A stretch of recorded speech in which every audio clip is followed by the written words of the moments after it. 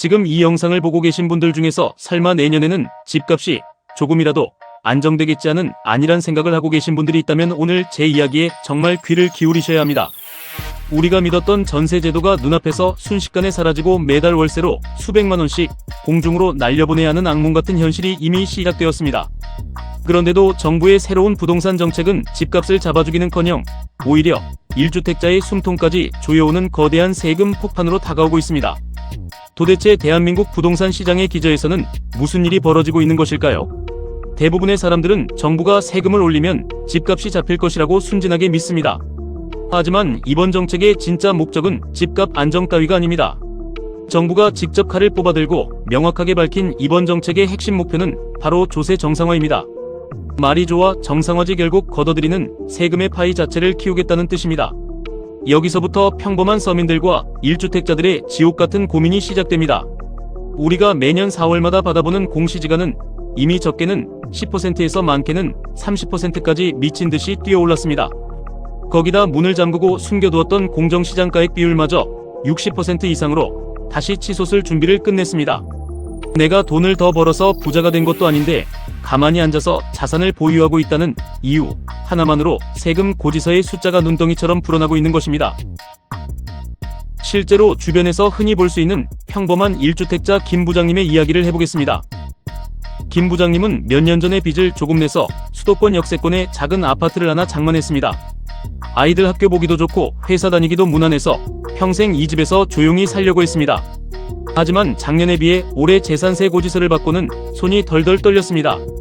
아직 원리금 상환도 끝나지 않았는데 국가는 자산 가격이 올랐다며 더 많은 세금을 내라고 요구합니다.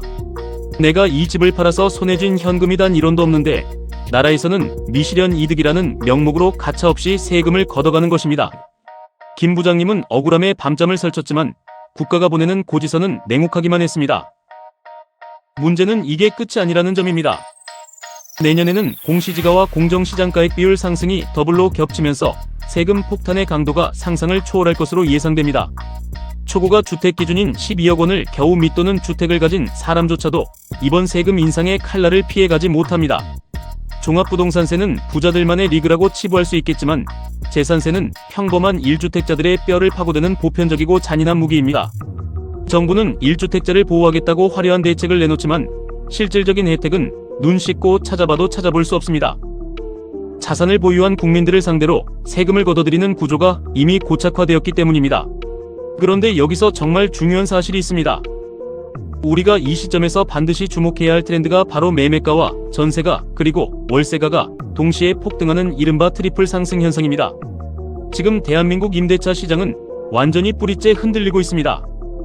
정부가 전세 제도를 손보겠다고 칼을 대면서 전세 보증금 안심 사업 같은 규제들이 쏟아져 나오고 있습니다. 이로 인해 집주인들은 전세를 놓기가 두려워졌고 시장에서 전세 매물은 거짓말처럼 자취를 감추고 있습니다. 전세가 사라진 자리를 무엇이 채우고 있을까요? 바로 살인적인 월세입니다. 과거의 반지하 원룸 월세가 50만원에서 60만원 하던 것이 이제는 100만원을 호가합니다. 조금 살만한 아파트 월세는 200만원에서 300만원을 우습게 넘어섭니다.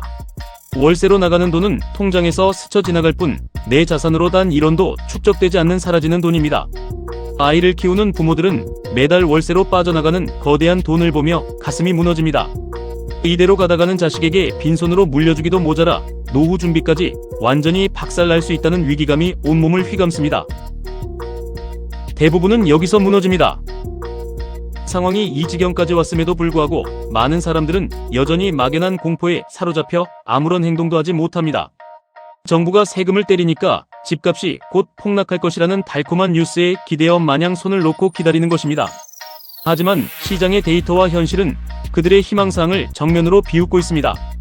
거래량이 일시적으로 줄어들었음에도 불구하고 집값은 오히려 계단식으로 우상향하고 있습니다.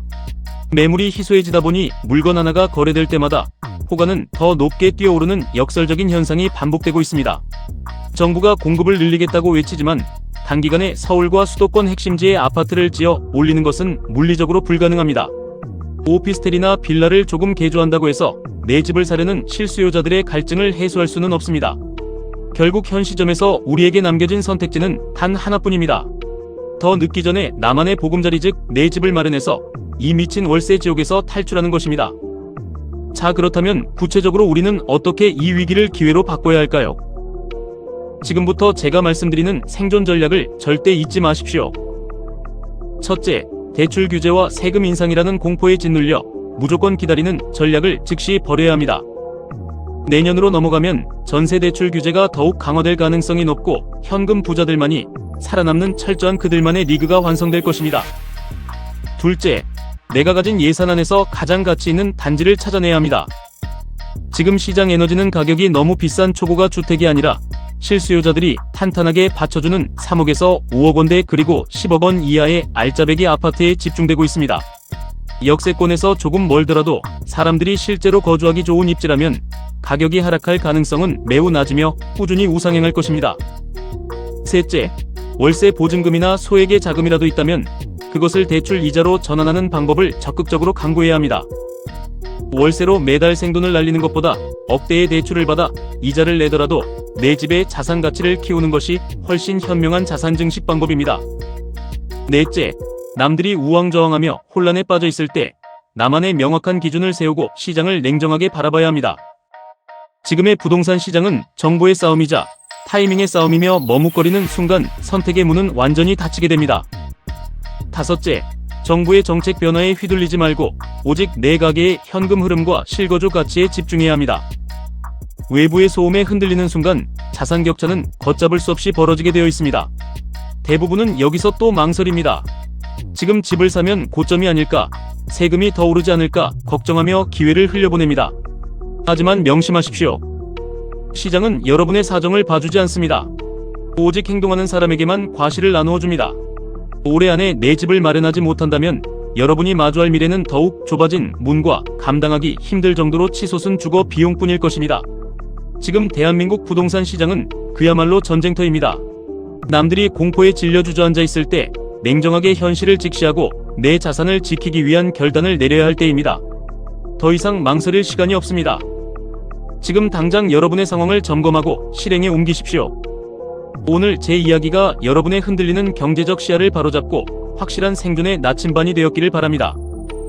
내용이 유익하셨다면 구독과 좋아요를 눌러주시고 알림 설정까지 해두시면 앞으로 더욱 날카롭고 피와 살이 되는 경제 인사이트를 가장 먼저 만나보실 수 있습니다. 궁금한 점이나 여러분의 의견이 있다면 아래 댓글에 편하게 남겨주세요. 우리는 반드시 이 치열한 시장에서 살아남아 자산을 지켜내야 합니다. 지금까지 시청해주셔서 감사합니다.